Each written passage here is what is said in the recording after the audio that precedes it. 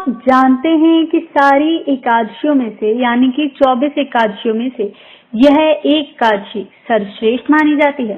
जी हाँ, यह है देव उठनी एकादशी। यह तिथि भगवान विष्णु को समर्पित होती है। वहीं आपको बता दें कि देव उठनी एकादशी को देव प्रबोधनी एकादशी भी कहा जाता है। हर साल ये पर्व कार्तिक मास के शुक्ल पक्ष की एकादशी को मनाया जाता है। आइए आपको सुनाते हैं देव उठनी एकादशी की वह व्रत कथा जिसके बिना यह व्रत अधूरा माना जाता है।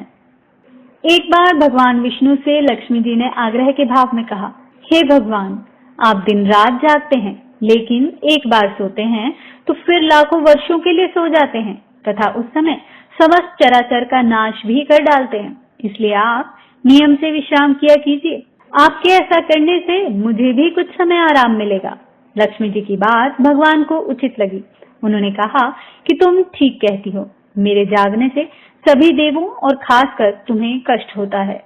तुम्हें मेरी सेवा से वक्त नहीं मिलता, इसलिए आज से मैं हर वर्ष 4 मास वर्षा ऋतु में शयन किया करूंगा। मेरी यह निद्रा अल्प निद्रा और प्रलयकालीन महानिद्रा कहलाएगी।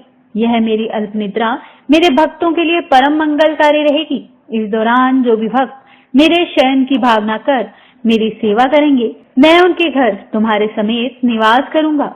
तब से ही इस 4 महीने को चतुर्मास कहा जाने लगा और इसके बाद आने वाली देव उठनी एकादशी का विशेष महत्व हो गया। तो अब आप जान गए कि यह कथा कितनी लाभकारी है और इस समय में आपको श्री हरि की किस प्रकार पूजा करनी है। जय जय श्री हरि।